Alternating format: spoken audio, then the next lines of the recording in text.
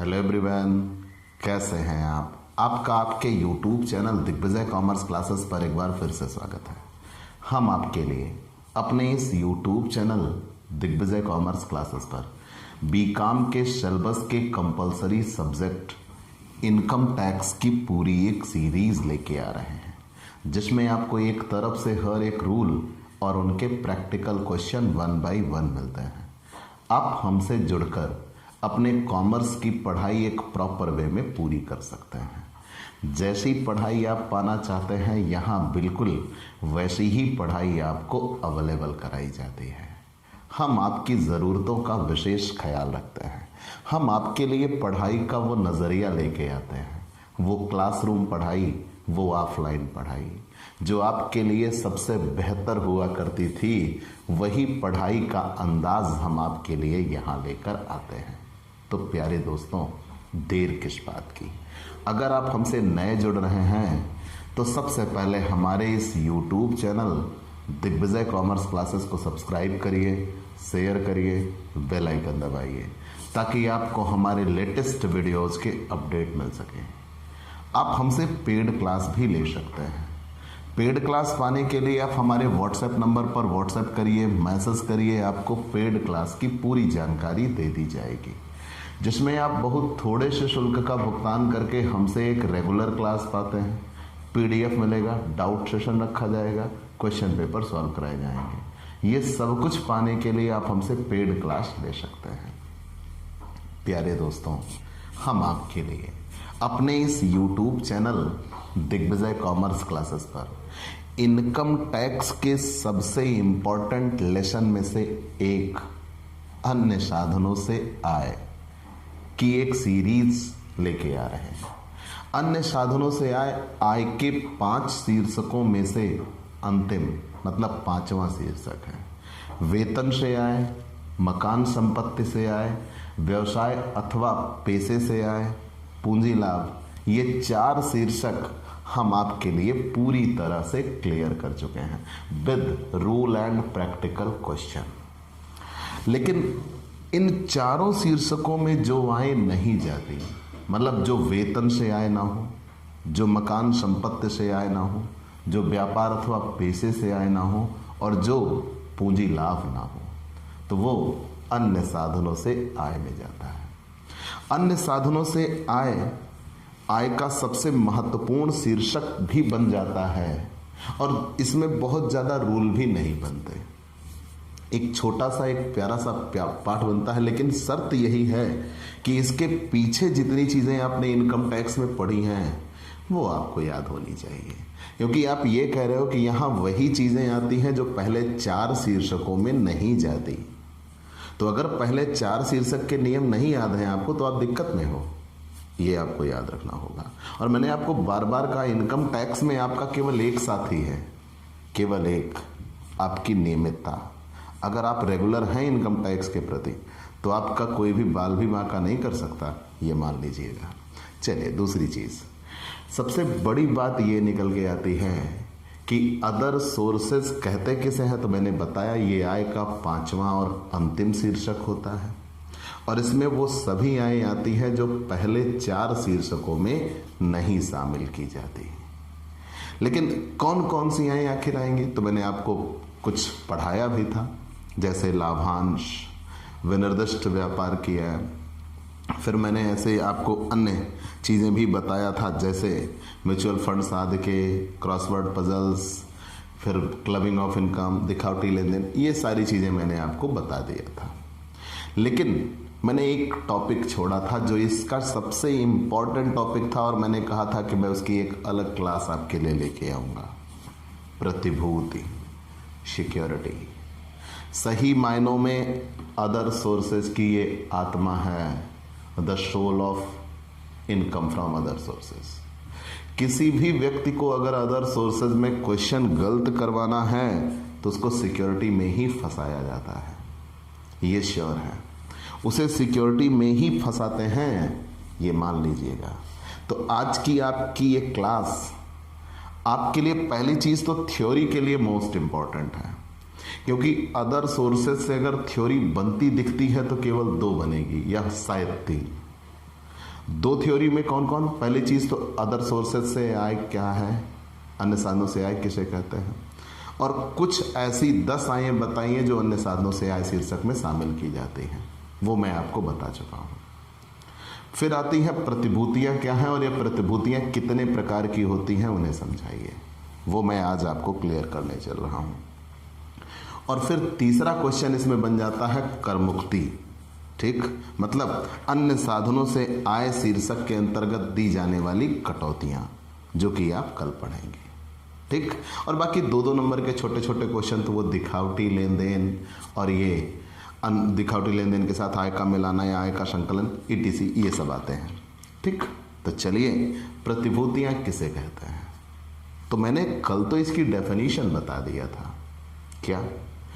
हमारे द्वारा किए गए विनियोग के परिणाम स्वरूप जो हमें प्रपत्र मिलते हैं, ध्यान दीजिएगा मैंने क्या कहा, हमारे द्वारा किए गए विनियोग के परिणाम स्वरूप जो हमें प्रपत्र मिलते हैं, जैसे अगर हमने किसी कंपनी के शेयर खरीद लिए, किसी कंपनी के डिबेंचर या बॉन्ड्स खरीद लिए, चाहे वो सरकारी हो, गैर सरकारी हो, अर्ध सरकारी हो या प्राइवेट हो, तो वो हमारे द्वारा किए गए विनियोग के परिणाम स्वरूप जो हमें प्रपत्र मिलते हैं वही सिक्योरिटी कहलाते हैं या प्रतिभूति कहलाते हैं। तो मतलब आप कह सकते हो ये अंश, ऋण पत्र या बॉन्ड्स के रूप में होते हैं। क्लियर? तो मैंने क्या कहा, हमारे द्वारा किए गए विनियोग के परिणाम स्वरूप हमें जो प्रपत्र मिलते हैं वही प्रपत्र हमारे लिए क्या कहलाते हैं? विनियोग कहलाते हैं, सिक्योरिटी कहलाते हैं। चलिए, हमने ये बता दिया। लेकिन अब मैंने आपको ये बताया था कि प्रतिभूतियों पर ब्याज की करदेयता कैसे। तो प्रतिभूतियों पर ब्याज, अगर करदाता का व्यापार ही है प्रतिभूतियों का क्रय और विक्रय करना, और वो प्रतिभूतियों को, ध्यान दीजिएगा, अपने स्टॉक के रूप में रखता है, अगर वो प्रतिभूतियों को अपने स्टॉक के रूप में रखता है तो प्रतिभूतियों पर जो ब्याज मिलेगा वो ब्याज उसका बिजनेस इनकम माना जाएगा, ना कि अदर सोर्सेज। जैसे बैंक, तो बैंक प्रतिभूतियां खरीदती और बेचती हैं, तो अगर उन्होंने प्रतिभूतियों को अपने व्यापार के स्टॉक के रूप में रखा है तो उस पर जो ब्याज उन्हें मिलेगा वो इनकम फ्रॉम बिजनेस और प्रोफेशन में जाएगा, ना कि इनकम फ्रॉम अदर सोर्सेज में। दूसरी बात, यदि प्रतिभूतियां विनियोग के रूप में रखी गई हैं तो प्रतिभूतियों पर जो ब्याज की आय होगी वो अन्य साधनों से आय शीर्षक में आएगी। तो मैंने बार बार आपको डेफिनेशन दिया कि हमारे द्वारा किए गए विनियोग के परिणाम स्वरूप जो हमें प्रपत्र मिलते हैं वही प्रतिभूति कहलाते हैं। क्लियर? चाहे ये सरकारी हो, गैर सरकारी, राज्य सरकार के, स्थानीय सरकार के या प्राइवेट कंपनी के, तो उन्हें हम प्रतिभूति ही कहते हैं। क्लियर? चलिए, जान लिया। तो पूरी बात क्या बनी, हमें आज की डेट में पढ़ना है प्रतिभूति, सिक्योरिटी। पहली चीज तो इनकम फ्रॉम अदर सोर्सेज, आय का 5वां और अंतिम शीर्षक। इनकम फ्रॉम अदर सोर्सेज का सबसे मोस्ट इंपॉर्टेंट टॉपिक है प्रतिभूति से आय, इनकम फ्रॉम सिक्योरिटी। अगर किसी भी व्यक्ति ने कहीं किसी कंपनी में कोई विनियोग किया और उस विनियोग के परिणाम स्वरूप उसे जो प्रपत्र मिलते हैं वही प्रपत्र प्रतिभूति कहलाते हैं। जब आप किसी कंपनी के शेयर, डिबेंचर, बॉन्ड्स खरीदते हो तो वो आपकी प्रतिभूति है। इनके संबंध में कुछ नियम है। नियम क्या है? प्रतिभूतियों पर ब्याज उदय होना, प्रतिभूतियों पर जनरली ब्याज एक निश्चित तिथि पर देय होता है, तो प्रतिभूतियों पर ब्याज दिन प्रतिदिन उदय हुआ नहीं माना जाता, वरन उन पर ब्याज एक निश्चित तिथि पर देय होता है। जनरली ये हर 6 महीने में दिया जाता है, और यहाँ पर ये स्पष्ट रूप से दिया होगा कि किस दिन प्रतिभूतियों पर ब्याज आपको दिया जाएगा, मतलब वो डेट मेंशन होती है। दूसरी बात, यदि करदाता पर कोई भी लेखा पद्धत नियमित रूप से लेखा नहीं रखी जाती तो प्रतिभूतियों पर ब्याज की आय उस गत वर्ष की आय मानी जाएगी जिस गत वर्ष पर ब्याज देय होता है, चाहे भले ही बाद में प्राप्त हो। मतलब प्रतिभूतियों पर ब्याज की करदेयता देय होने के आधार पर लगती है। अगर आपके लिए वो ब्याज देय हुआ है तो आप उस पर टैक्स देंगे। तीसरी बात, यदि करदाता रोकड़ पद्धति के आधार पर अपने लेखे रखता है तो ब्याज प्राप्ति के आधार पर कर योग्य होगा, चाहे दे कभी भी हुआ हो। जब ब्याज आपको मिल जाएगा तब कर योग्य होगा। चलिए, हमने ये बता दिया। प्रतिभूतियों के क्रय विक्रय की दशा में ब्याज कौन देगा? तो यहां ये बात याद रखनी है, दो तिथियों के बीच में अगर कोई ब्याज बना, याद रखिएगा मैं क्या कह रहा हूं, दो ब्याज की तिथियों के बीच में प्रतिभूतियों का क्रय विक्रय होने पर अगले ब्याज की तिथि पर मिलने वाला ब्याज कर योग्य होगा और कर वही देगा जो उस तिथि पर प्रतिभूति का स्वामी होगा।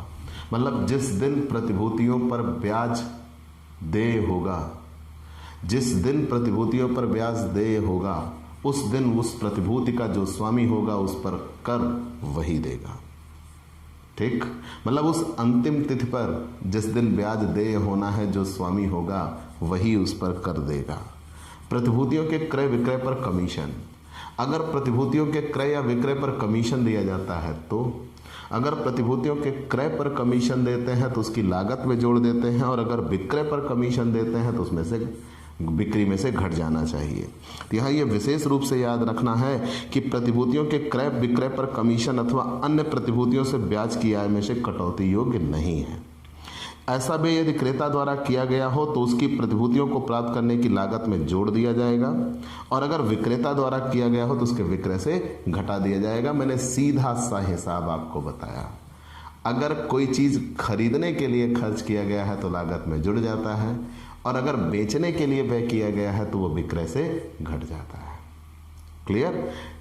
अगर क्रय के संबंध में कोई खर्च करते हैं तो लागत में जोड़ देते हैं, अगर विक्रय के संबंध में कोई खर्च करते हैं तो विक्रय से घटा देते हैं। प्रतिभूतियों के विक्रय से लाभालाभ, अगर प्रतिभूतियां बेच के लाभ कमाएं तो बेटा सीधी सी बात है, अगर प्रतिभूतियां बेच के लाभ कमाते हैं तो वो अदर सोर्सेज है, वो सॉरी कैपिटल गेन है, अदर सोर्सेज नहीं।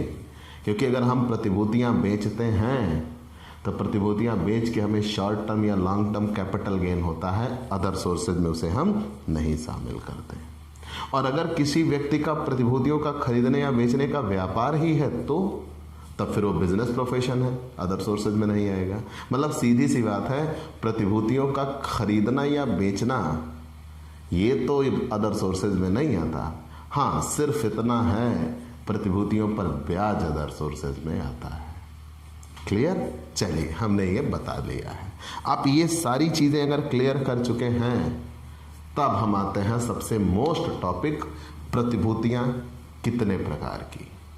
और एक बात और, किताब में बहुत कुछ लिखा है, उस आधार पर पढ़ने जाइएगा तो आपको बहुत देर होगी और आप कंफ्यूजन के अलावा अपने साथ कुछ नहीं ले जाएंगे।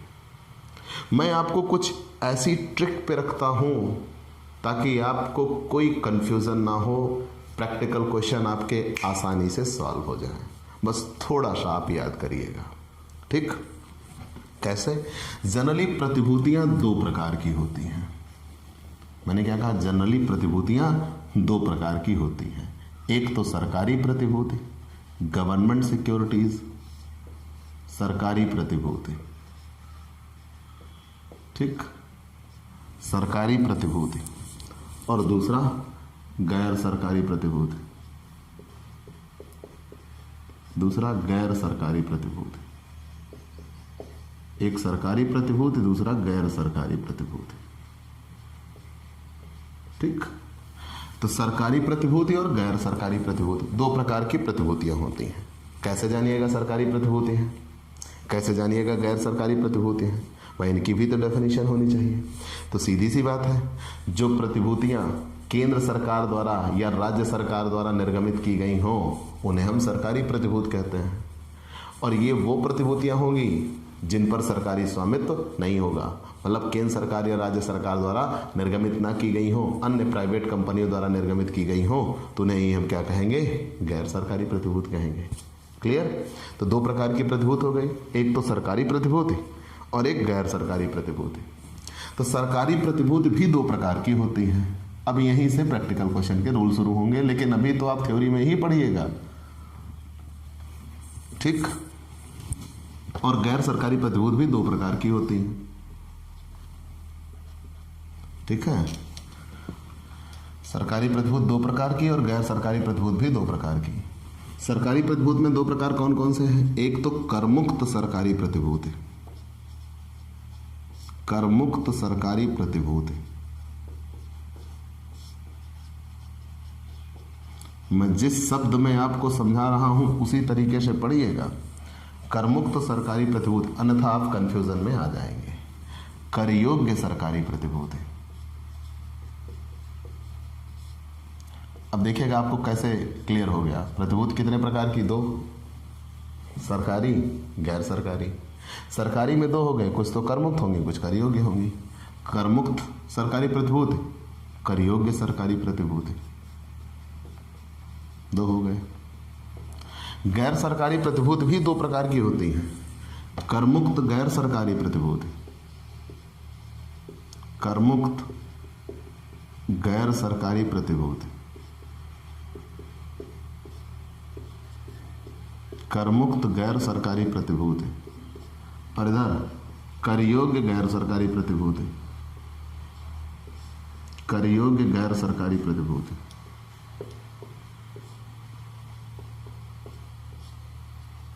कर योग्य गैर सरकारी प्रतिभूति। ठीक, ये चार बन गए। अब मतलब प्रतिभूतियां कितने प्रकार की होती हैं? मैंने कहा दो प्रकार की, सरकारी प्रतिभूति, गैर सरकारी प्रतिभूति। तुरंत मैंने ये कहा सरकारी प्रतिभूति कितने प्रकार की होंगी? दो, करमुक्त सरकारी प्रतिभूति, कर योग्य सरकारी प्रतिभूति। गैर सरकारी प्रतिभूति कितने प्रकार की होंगी? दो, करमुक्त गैर सरकारी प्रतिभूति और कर योग्य गैर सरकारी प्रतिभूति। क्लियर? चलिए, हमने ये जान लिया। तो करमुक्त, कर योग्य, इधर भी करमुक्त, उधर भी कर योग्य। अब हम इनकी डेफिनेशन और इनके प्रकार पे आते हैं। लेकिन मैंने आपको ये कहा कि प्रतिभूतियों का खरीदना और बेचना अदर सोर्सेस तो नहीं है। हाँ, प्रतिभूतियों पर अगर ब्याज मिलता है तो वो अदर सोर्सेस है। लेकिन आपको ये मानना है क्या वो टीडीएस कटने के बाद मिला या टीडीएस कटने के पहले। यही चीज आपको दिक्कत करेगी। अब अगर कोई चीज टीडीएस कटने के बाद दी गई है तो मतलब जो अमाउंट आपको मिला है वो कर कट जाने के बाद मिला है। लेकिन यहां जब आप अपनी कर योग्यता निकालने के लिए आगे जा रहे हो तो यहां आपको वो अमाउंट चाहिए जो कर कटने के पहले था, ना कि कर कटने के बाद। तो हमेशा हमें वो ग्रॉस इनकम चाहिए जो हमने कमाई थी, ना कि वो नेट इनकम जो टीडीएस के कट जाने के बाद हमें मिल रही है। तो अगर कभी भी किसी भी प्रतिभूति पर टीडीएस कटा है तो आप सकल बनाएंगे, याद रखिएगा, आप सकल बनाएंगे, ये आपको याद रखना ही होगा। मैंने कल भी कहा था, अगर कभी भी आपको ब्याज मिले, आप सबसे पहले ये देखिएगा कि जीत लिखा है या प्राप्त लिखा है। अगर जीत लिखा तो मतलब इस पर अभी टीडीएस नहीं कटा, और अगर प्राप्त लिखा तो मतलब टीडीएस काटने के बाद ही आपको दिया गया। बिल्कुल वैसे ही प्रतिभूतियों के संदर्भ में है। आप ये देखिएगा कि कर कट जाने के बाद मिला कि कर कट जाने के पहले मिला। और अगर कर कट जाने के पहले मिला है तो उस पर कोई टीडीएस नहीं कटा है तो हम उसे सकल नहीं बनाएंगे, और अगर कर कट जाने के बाद मिला तो हम उसका सकल बनाएंगे। ये दिमाग में है ना? अब आते हैं इधर। तो प्रतिभूतियां दो प्रकार की, सरकारी प्रतिभूति, गैर सरकारी प्रतिभूति। और मैंने पहले ही कहा जो केंद्र सरकार, राज्य सरकार या स्थानीय सरकार को भी इसमें शामिल कर सकते हैं, द्वारा प्रतिभूतियां निर्गमित की जाती हैं तो उन्हें सरकारी प्रतिभूति कहते हैं। और जो गैर सरकारी प्रतिभूति होंगी ये सरकार द्वारा निर्गमित नहीं होंगी बल्कि अन्य प्राइवेट संस्थानों द्वारा अगर कोई प्रतिभूति निर्गमित की गई है तो उसे गैर सरकारी प्रतिभूति कहते हैं। सरकारी प्रतिभूति भी दो प्रकार की हो गई, करमुक्त सरकारी प्रतिभूति और कर योग्य सरकारी प्रतिभूति। अब यहाँ ये ध्यान में रखना है कि ये वे प्रतिभूतियां होती हैं, इधर बता रहा हूँ करमुक्त सरकारी प्रतिभूति, ये वे प्रतिभूतियां होती हैं जिनका ब्याज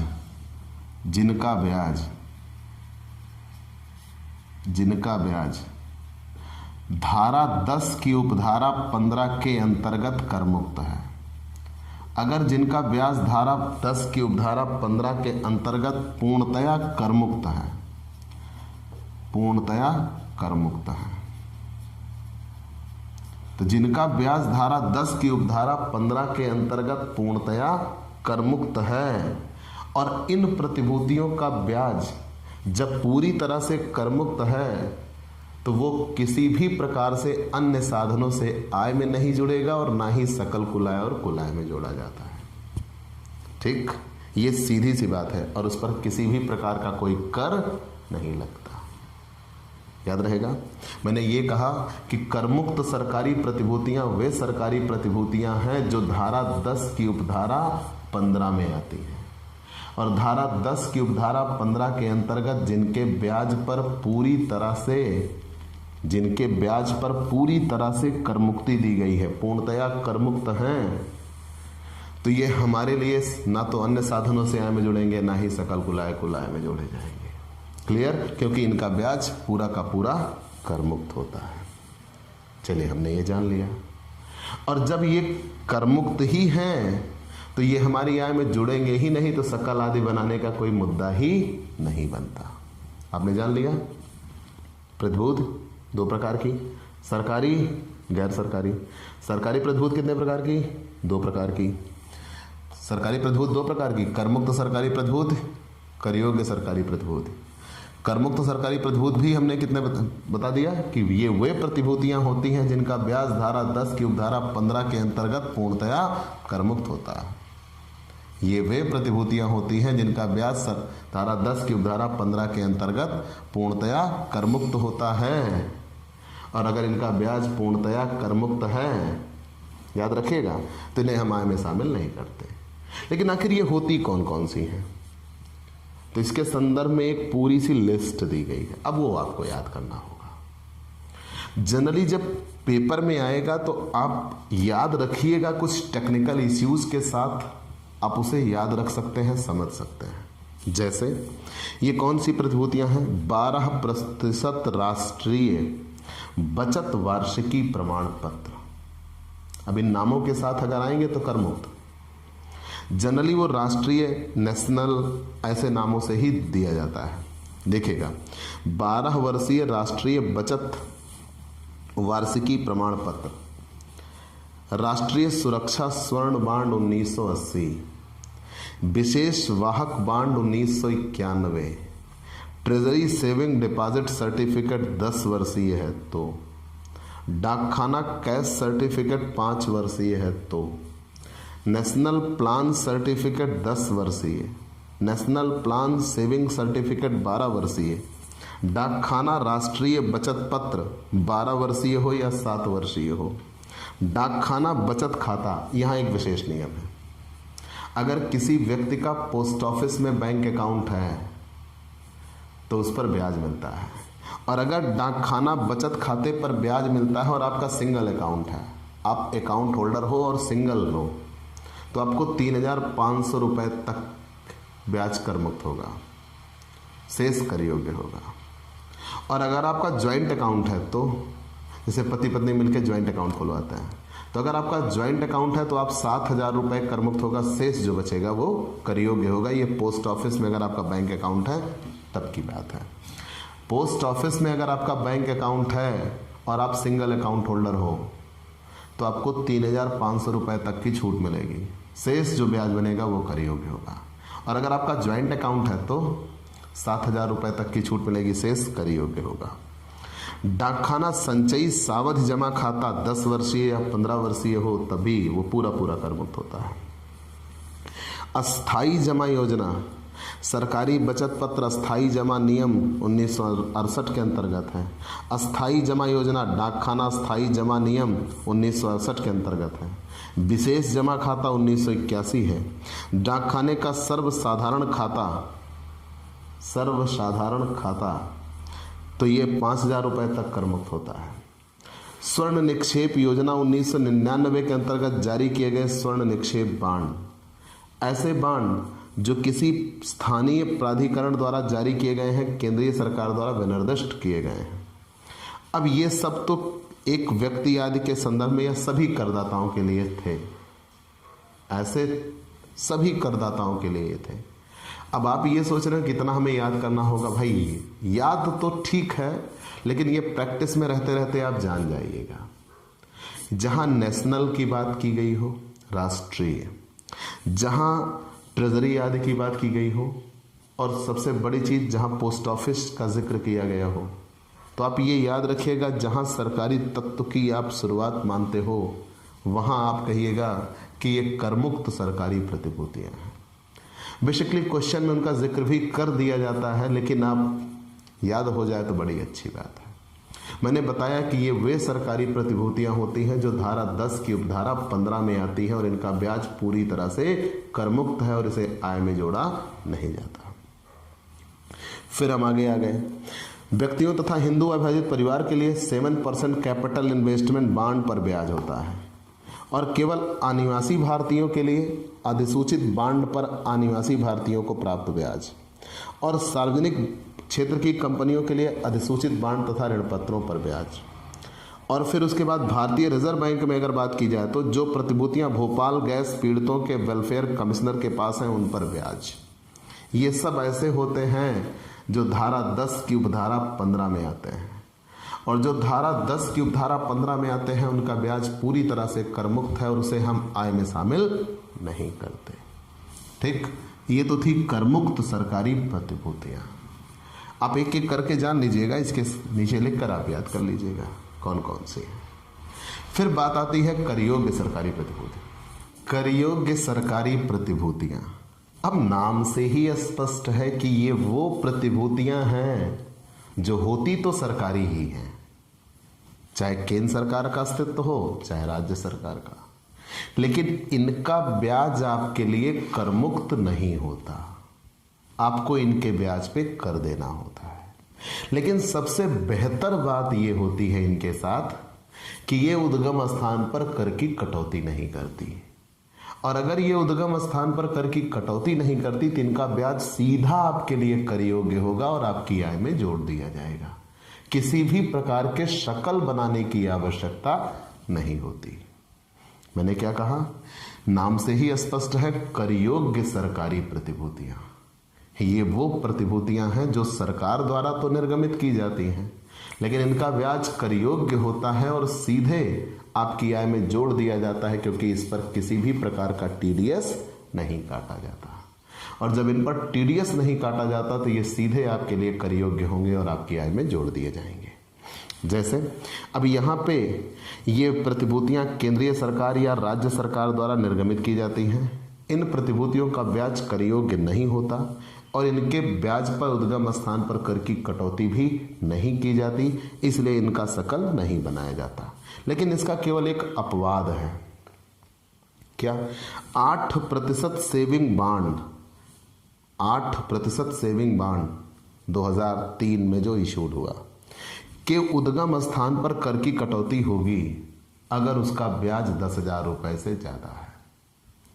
8% सेविंग बॉन्ड 2003, अगर उसका ब्याज 10,000 रुपए से अधिक है, 10,000 रुपए से अधिक है, तो उस पर टीडीएस कटता है और 10% टीडीएस कटता है, तो फिर हमें उसका शकल बनाना पड़ता है। तो यहां मैंने लिखा है जिनका ब्याज धारा 10 की उपधारा 15 के अंतर्गत आता है पूर्णतया कर मुक्त, इनका ब्याज पूर्णतया कर योग्य है, इनका ब्याज पूर्णतया कर योग्य, लेकिन कोई भी टीडीएस नहीं होता, इन पर कोई भी टीडीएस नहीं कटता। तो जब कोई भी टीडीएस नहीं कटता तो शकल नहीं बनाते, अगर टीडीएस कटता है तो शकल बनाना पड़ता है। कोई भी टीडीएस नहीं कटता इसलिए शकल नहीं बनाते। सिर्फ 8% सेविंग बॉन्ड 2003 को छोड़कर, 8% सेविंग बॉन्ड 2003 को छोड़कर, मतलब ये जो 8% सेविंग बॉन्ड 2003 है, अगर ये निर्गमित हुआ है तो इनके ब्याज पर आपको टीडीएस देना पड़ता है, बशर्ते ब्याज 10,000 से अधिक हो तो टीडीएस कटेगा, ब्याज 10,000 से अधिक हो तो टीडीएस कटेगा, और अगर टीडीएस कटेगा तो हम शकल बनाएंगे। तो सकल बनाने के लिए क्या होगा, शुद्ध ब्याज गुणे 100/90। जब हम सकल बनाएंगे तो 100/90 कहां से आ गया, क्योंकि 10% टीडीएस कटेगा। तो जब 10% टीडीएस कटेगा तो जो प्राप्त राशि होगी वो कितने प्रतिशत होगी, 90% होगी। तो शुद्ध ब्याज गुणे 100/90 हम कर देंगे, शुद्ध ब्याज गुणे 100/90। क्लियर। तो दोनों में आपने जान लिया कि करमुक्त, बेसिकली नाम लिखा होता है कि कौन करमुक्त है और कौन कर योग्य है, ये याद रखिएगा। बस आपको ये याद रखना होता है। यहां इतने नाम मैंने गिनाए थे, क्वेश्चन में आपको जिक्र कर दिया जाएगा कि करमुक्त है या कर योग्य है। आप बस इतना पहचानिएगा एक प्रकार से, या थोड़ा बहुत भाई याद तो रखिए, मान लीजिए ना दिया जाए तो आप ये याद रखिए कि इन पर टीडीएस कटता है कि नहीं कटता है। मेन टॉपिक ये होता है क्वेश्चन सही करने के लिए। तो मैंने कहा सरकारी प्रतिभूतियां कितने प्रकार की, 2, करमुक्त सरकारी प्रतिभूतियां, कर योग्य सरकारी प्रतिभूतियां। तो ये वे सरकारी प्रतिभूतियां होती हैं जो केंद्र सरकार या राज्य सरकार द्वारा निर्गमित की जाती हैं और धारा 10 की उपधारा 15 के अंतर्गत आती हैं, और इनका ब्याज पूरा का पूरा करमुक्त होता है। जब ब्याज करमुक्त होता है तो ये हमारी आय में जोड़ा ही नहीं जाता, तो इनके शकल बनाने का कोई प्रश्न ही नहीं उठता। कर योग्य सरकारी प्रतिभूतियां ये पूरी तरह से कर योग्य होती हैं, लेकिन इनके ब्याज पर किसी भी प्रकार का टीडीएस नहीं कटता। जब इनके ब्याज पर किसी भी प्रकार का टीडीएस नहीं कटता तो इनका ब्याज हमारे लिए, याद रखिएगा, कर योग्य तो है, टीडीएस नहीं कटा, तो हम इनका ब्याज सीधे सीधे हमारी आय में जोड़ देंगे, उसका सकल नहीं बनाया जाता। लेकिन इसमें भी एक अपवाद है, 8% सेविंग बॉन्ड। अगर 8% सेविंग बॉन्ड है और उस पर बना ब्याज 10,000 रुपए से ज्यादा है तो उस पर टीडीएस कटता है, उस पर टीडीएस कटता है और 10% टीडीएस कटता है। और अगर उस पर टीडीएस कटा तो उसे हम सकल बनाएंगे गुणे 100/90, शुद्ध ब्याज गुणे 100/90। और ये सिर्फ किसके लिए है, 8% सेविंग बॉन्ड के लिए है। चलिए हम आगे आ गए गैर सरकारी प्रतिभूति। तो गैर सरकारी प्रतिभूति मतलब ये केंद्र सरकार या राज्य सरकार के द्वारा निर्गमित नहीं किए जाते, इसीलिए इनको गैर सरकारी प्रतिभूति कहते हैं। और इनमें भी 2 नियम हैं, करमुक्त गैर सरकारी प्रतिभूति, कर योग्य गैर सरकारी प्रतिभूति। अब आप ये सोच रहे होंगे बस बहुत अच्छा, कुछ करमुक्त है कुछ कर योग्य। गलत, आप जीवन की सबसे बड़ी भूल करने जा रहे हैं। ये लिखा तो है करमुक्त गैर सरकारी प्रतिभूति, परंतु ये वास्तव में करमुक्त नहीं होते। अब क्या हुआ, यही बात मैंने कहा ना, ये लिखा तो है कि करमुक्त गैर सरकारी प्रतिभूति, परंतु वास्तव में ये करमुक्त नहीं होते। इनके ब्याज पर कर वो स्वयं संस्था द्वारा ही चुका दिया जाता है, इसीलिए ये करदाता के लिए करमुक्त बन जाते हैं। याद रखिएगा, ये वास्तव में करमुक्त नहीं होते, ये वास्तव में करमुक्त नहीं होते, ये वास्तव में करमुक्त नहीं होते, ये वास्तव में करमुक्त नहीं होते। इनके ब्याज पर कर, इनके ब्याज पर कर वो संस्था ही चुका देती है जो निर्गमित करती है, वो संस्था ही चुका देती है, वो संस्था ही चुकाती है। इसलिए करदाता के लिए ये करमुक्त होते हैं, करदाता के लिए ये करमुक्त होते हैं, करदाता के लिए करमुक्त होते हैं। ठीक, करमुक्त होते हैं। पूरी बात क्लियर हो गई। तो हमने यहां ये कहा कि ये वास्तव में तो करमुक्त नहीं है, बेशक नाम इनका लिखा है करमुक्त गैर सरकारी प्रतिभूति, लेकिन ये वास्तव में करमुक्त नहीं है। हाँ, इनका फायदा यह है कि इन पर जो कर लगता है वो कर स्वयं करदाता चुका देता है। तो जब इन पर कर स्वयं करदाता चुका देता है, सॉरी मैंने ये कहा कि ये वो प्रतिभूतियां होती हैं जो करमुक्त गैर सरकारी लिखा जरूर है लेकिन वास्तव में करमुक्त नहीं होती, क्योंकि इन पर कर का भुगतान वो संस्था ही करती है जिस संस्था द्वारा ये प्रतिभूति निर्गमित किए गए हैं। प्रतिभूति पर पहले ब्याज बनेगा और उस ब्याज पर जो कर बनेगा, कर वो स्वयं संस्था देगी। उसके बाद आपको राशि दे दी जाएगी। तो जो राशि आपको दी जाएगी वो कर कटने के बाद मिलेगी कि कर कटने के पहले मिलेगी? तो आप ये मानिएगा कि वो कर कटने के बाद मिली है, क्योंकि कर उस पर संस्था दे चुकी है। तो जब वो राशि आपको कर कटने के बाद मिली है तो इसका सकल बनाया जाएगा, इसका सकल बनाया जाएगा, इसका सकल बनाया जाएगा। सकल बनाना मतलब पूरी राशि निकालना। और इन पर जब कर कटता है तो वो 10% ही कटता है।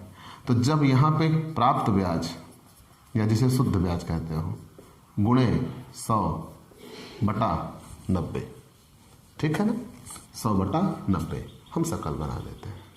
तो मैंने क्या कहा, अब आप फिर कंफ्यूजन में आइएगा। मैंने ये कहा कि ये वे प्रतिभूतियां होती हैं जिनका ब्याज वास्तव में हमारे लिए कर मुक्त नहीं होता, कर योग्य होता है। लेकिन हमारे लिए कर मुक्त इसलिए बन जाता है क्योंकि इस पर ब्याज वो संस्था चुकाती है जिस संस्था ने इनको निर्गमित किया होता है।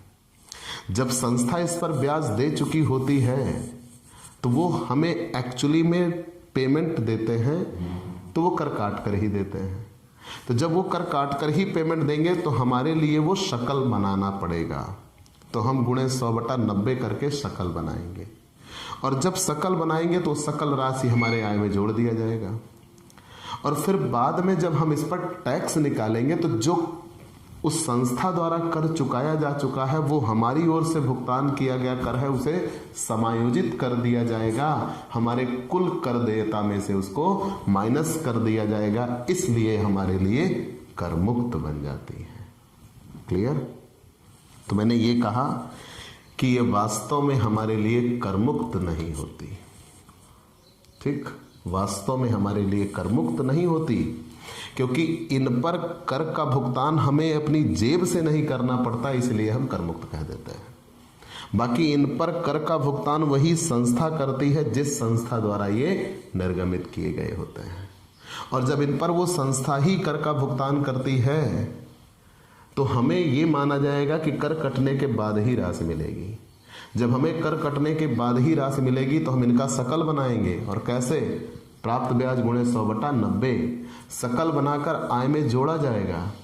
और आय में जब हम जोड़ेंगे तब इस पर फिर से कर निकलेगा, और जब हमारा कुल कर निकलेगा तो जितना कर उस संस्था द्वारा ऑलरेडी दिया जा चुका है उतना हमारी कुल कर देयता में से माइनस कर दिया जाएगा, क्योंकि उतना कर हमारी ओर से ऑलरेडी दिया जा चुका है। इसलिए ये हमारे लिए कर मुक्त हो जाते हैं और कर मुक्त गैर सरकारी प्रतिभूति कहे जाते हैं। तो आप सीधी सी बात ये रखो कि अगर कर मुक्त गैर सरकारी प्रतिभूति है तो भी हमारे लिए कर योग्य है, हम उनका सकल बनाएंगे और तब आय में जोड़ेंगे। बाद में जब कर देयता निकालेंगे तो उसमें माइनस हो जाएगा कर। कर योग्य गैर सरकारी प्रतिभूति, नाम ही लिखा है कर योग्य है, लेकिन इन पर टीडीएस कटता है। अब यहां दो नियम है, क्या हम ब्याज निकाल रहे हैं कि क्या ब्याज निकला हुआ है?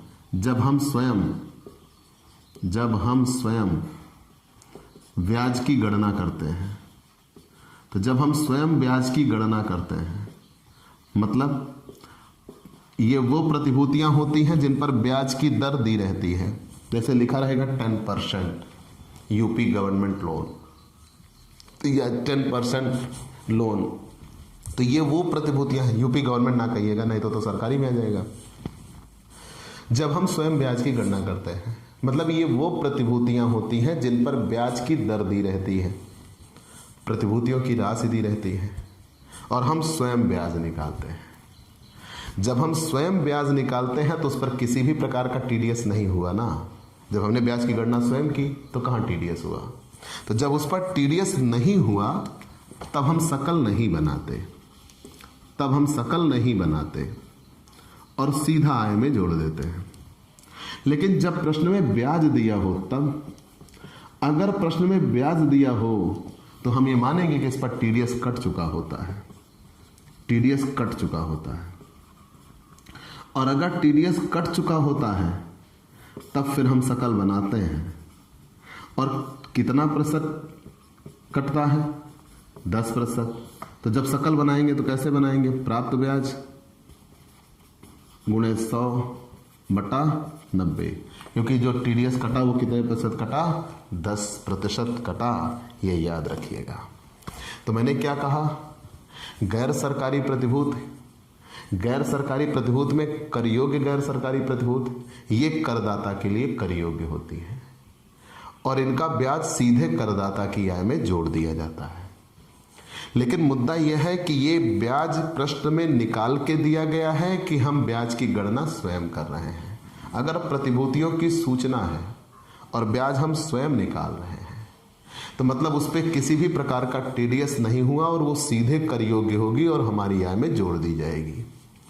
और जब कभी प्रश्न में ब्याज लिखा होगा तो इसका मतलब यह है कि उस पर TDS कट चुका है और उस पर हम सकल बनाएंगे। और जब उस पर हम सकल बनाएंगे तो कैसे बनाएंगे, प्राप्त ब्याज गुणे 100/90, क्योंकि जो TDS कटता है वो 10% कटता है। अब यहां आपको कई जगह कंफ्यूजन में डाला गया है।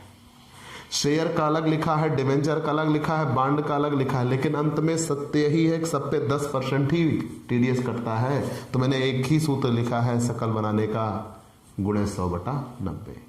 क्योंकि सब पे दर वही है तो हमें अलग से नया फॉर्मूला पढ़ने की कोई जरूरत नहीं है।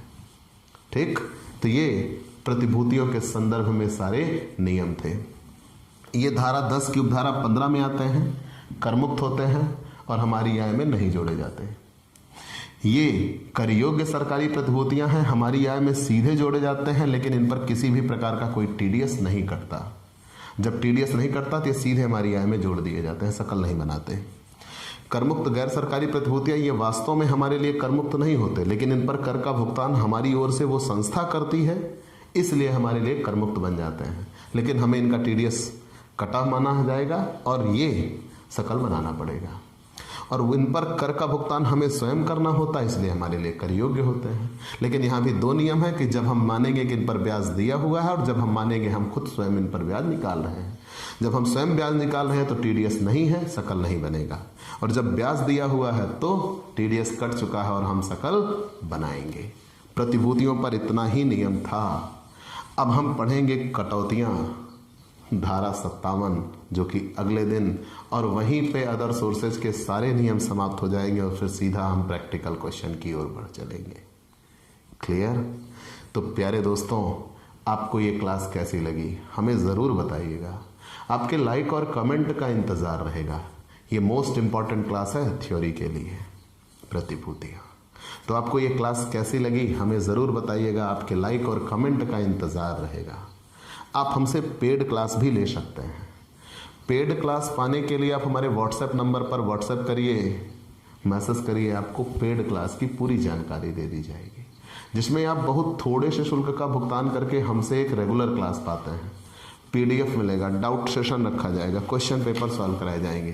तो ये सब कुछ पाने के लिए आप हमसे पेड क्लास ले सकते हैं। और स्पेशली अगर आप हमसे नए जुड़े हैं तो सबसे पहले हमारे इस YouTube channel Digvijay Commerce Classes को सब्सक्राइब करिए, शेयर करिए, बेल आइकन दबाइए, ताकि आपको हमारे लेटेस्ट वीडियोज़ के अपडेट मिल सकें। तो आज की क्लास में इतना ही। अगले दिन नए टॉपिक के साथ फिर से मुलाकात होगी। चलते हैं दोस्तों, बाय बाय दोस्तों।